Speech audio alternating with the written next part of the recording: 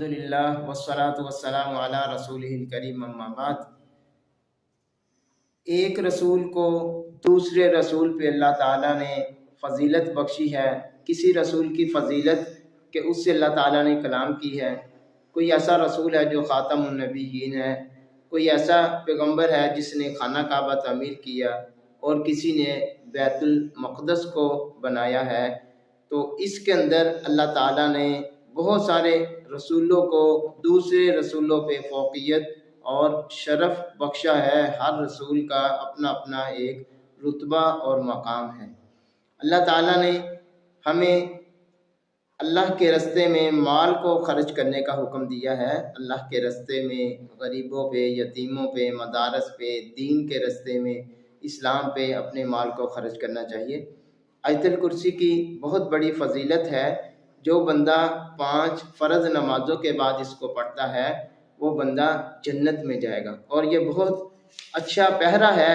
اس میں اللہ تعالیٰ کی جلالیت بیان ہو رہی ہے، اور اللہ تعالیٰ کی کرسی کا تذکرہ ہے۔ آسمان و زمین میں جو بھی ہے وہ سب کا سب اللہ ہی کے لیے ہے۔ تو دین کے اندر کسی قسم کی تنگی نہیں ہے، صرف اور صرف اگر ہم دین اسلام کو، شریعت کو، قرآن اور حدیث کو مضبوطی سے تھام لے، پھر کوئی پریشانی نہیں ہے۔ پریشانی تب بنتی ہے جب ہم اماموں پہ، پیروں پہ، فقیروں پہ، مولویوں پہ چلتے ہیں، تو پھر پریشانی کا سامنا کرنا پڑتا ہے۔ دین ایک ہی ہے، اور سیدھا راستہ جو ہے وہ قرآن اور حدیث ہے۔ آگے ابراہیم علیہ السلام کا واقعہ ہے۔ انہوں نے اللہ تعالیٰ کی ذات اور وحدانیت بیان کرنے کے بعد ابراہیم علیہ السلام نے فرمایا کہ میرا رب وہ ذات ہے جو مجھے زندہ کرتا ہے اور مارتا ہے، اور اللہ تعالیٰ ہی سورج کو مشرق سے نکالتے ہیں۔ تو ابراہیم علیہ السلام نے پھر اللہ تعالیٰ سے مطالبہ کیا کہ اے اللہ مجھے دکھائیے آپ کیسے مردہ کو زندہ کرتے ہو۔ میں ایمان تو لاتا ہوں، لیکن اپنے دل کو اطمینان دلانے کے لیے تو اللہ تعالیٰ نے ابراہیم علیہ السلام کے سامنے پرندوں کو مارنے کے بعد زندہ کیا۔ ان لوگوں کی مثال جو اللہ تعالیٰ کے راستے میں مال خرچ کرتے ہیں اس طرح ہے جس طرح ایک دانہ ہے اس میں 7 بالیاں ہیں، اور ہر بالی کے اندر 100 دانے ہیں۔ تو اللہ تعالیٰ اپنے راستے میں خرچ کرنے والے کو 700 گنا تک بڑھا کے مال عطا کرتے ہیں۔ اور اللہ کے راستے میں مال خرچ کرنا ہے تو احسان نہیں جتلانا، کسی کو تکلیف نہیں دینی، ریا اور تکبر کے لیے نہیں، بلکہ اللہ کی رضا حاصل کرنے کے لیے اللہ تعالیٰ کے راستے میں مال خرچ کرنا ہے۔ اور جو اللہ تعالیٰ کے راستے میں مال خرچ کرتا ہے، چاہے رات کو کرے، چاہے دن کو کرے، چاہے اعلانیہ کرے، چاہے چھپا کے کرے، اللہ تعالیٰ اس کو جانتے ہیں۔ اگر آپ مال چھپ چھپا کر اللہ کے راستے میں خرچ کرتے ہو پھر بھی کوئی حرج نہیں، ثواب ہے، اجر ہے۔ اگر اعلانیہ کرتے ہو لوگوں کو دکھلانے کے لیے تاکہ لوگ بھی مال خرچ کریں، تو پھر بھی اجر و ثواب کا باعث ہے۔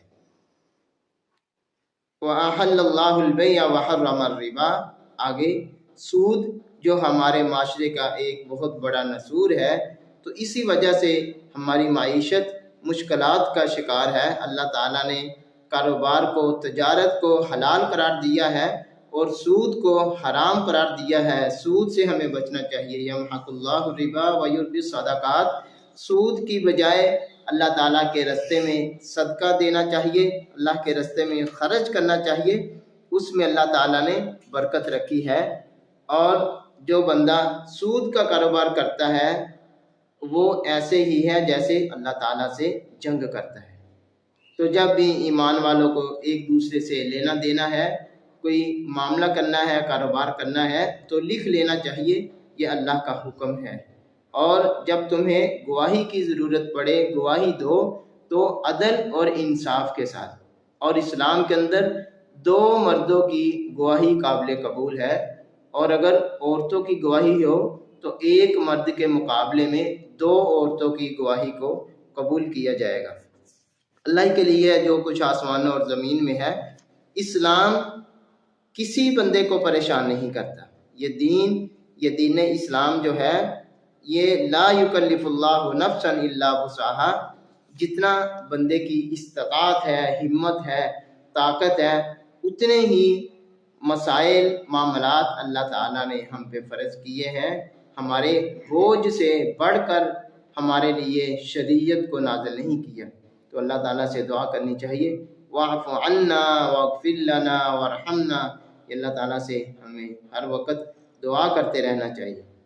سورۃ آل عمران، اس سورت کی ابتدا جو ہے اللہ تعالیٰ کی وحدانیت سے ہو رہی ہے۔ اللہ لا الہ الا هو الحی القیوم، جو رب تعالیٰ کی ذات ہمیشہ سے ہے اور ہمیشہ رہنے والی ہے۔ تو اس میں اس بات کی طرف اشارہ ہے، یہ قرآن، یہ شریعت، اس کی تصدیق تورات بھی کرتی رہی ہے اور انجیل میں بھی اس کی تصدیق ہے۔ اس قرآن کی، اس شریعت کی تصدیق جو ہے تورات نے بھی کی ہے، انجیل نے بھی کی ہے۔ تو یہ قرآن جو ہے، یہ کتاب، یہ سچی ہے، اس میں کسی قسم کا کوئی شک شبہ نہیں ہے۔ اور وہ لوگ جو کفر کرتے ہیں، اللہ تعالیٰ کا انکار کرتے ہیں، ان کو نہ ان کے مال اللہ سے بچا سکتے ہیں، نہ ان کی اولادیں بچا سکتے ہیں۔ اس لیے آخرت سے ڈرنا چاہیے اور اللہ تعالیٰ کی اطاعت اور فرما برداری کرنی چاہیے۔ وہ لوگ جو کافر ہیں، وہ دنیا کی محبت میں، عورتوں کی محبت میں، اولاد کی محبت میں، سونا چاندی کی محبت میں پھنسے ہوئے ہیں۔ ان سے نکل کے اللہ تعالیٰ نے ایمان والوں کے لیے جنت کا تذکرہ کیا ہے، اور جنت میں بھی